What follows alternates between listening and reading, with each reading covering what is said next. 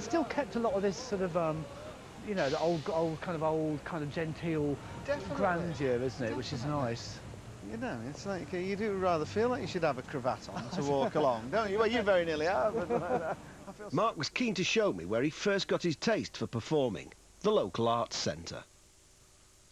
The arts centre at Southport has got quite strong family connections. Your mum works here? My mum worked here, but it was where I always used to come when I was when we were at art college. We'd always gather here together in the arts centre. I remember, I think, one of the very first performance plays I ever did was here as well. I mean, it was called The Sport of My Mad Mother, right, by Angelico. See, I can even remember the title of it. Right, and yeah. It was a very kind of avant-garde kind of play, which was like, and I think it involved a lot of me sort of smashing wood up and shouting and doing all that kind of thing and everything. A lot of not much acting. And I think I remember performance art. Yeah, it was kind of not really Southport. It was that performance. It was not really Southport at all. But I remember the silence of the audience at the end. And I remember my grandma. She was like, not exactly what she was hoping and expecting to see, but right. Is this the sort of venue you still like? Because your new DVD is filmed at the Wilton's Music Hall in London. Is that the sort of space you feel comfortable in? I love that kind of space. I love old theatres, and Wilton's Music Hall is the oldest surviving music hall in London. When I saw it, I just fell in love with it.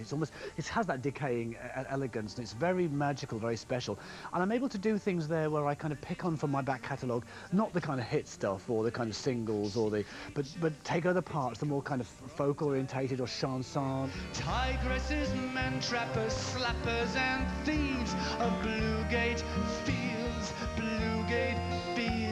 haunting the air. And the one at Wilton's was called Bluegate Fields. And Bluegate Fields was a Victorian area of London that was very kind of dark and salubrious and very near the Wilton's Theatre. And so it was kind of, it's a very nice DVD. I think it's one of the best live performances of me on film that there is. I'm kind of very proud of it. I mean, when you were growing up here as a kid, and it was a kind of, when you were building up to a show, did you feel that kind of excitement coursing through you, that you thought, this is addictive? I did. It was very addictive, you know, and you have that, I suppose it's that thing where you kind of want that kind of sanctioning from that love from the audience, you know, you want that kind of approval and things. And I mean, it's never kind of left me. I've never become I mean, I think for a while after, you know, mentioning the accident again, it's like what it did. It brought my life into a focus. It made me get rid of all the complacency that I had in my life. You know, if I was being kind of a bit lazy about things, it made me want to be even better and work really hard and show that I still had things to do.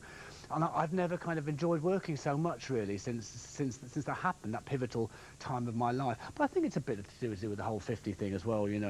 Yeah. You're really kind of focused, and you thought, right, I'm just going to go for it now, and I'm going to do it. Yeah, yeah. As we stand here on this stage in this place that meant so much to you when you were growing up, I mean, do you kind of feel lucky in a sense? Because I always think, when I was growing up and I went to gigs, I thought, blimey, imagine being in a group that was big enough to be on that stage in Bolton Albert Halls or whatever. I'm very lucky. Did you ever think you would be successful enough to perhaps play? I never did. I thought it's always been a bit bluff in my life. You know, sort of, as I say, with getting, you know, into art college, getting into all these things, getting into a group. And it's always been trying to sort of duck and dive and bluff. So I was kind of amazed when Soft Cell got the success. I mean, no one was more surprised than me, and I never imagined it 28 years later. I think I must have had something, a bit of talent or something to be able to last this long, you know, and I think that's given me a bit of belief in myself.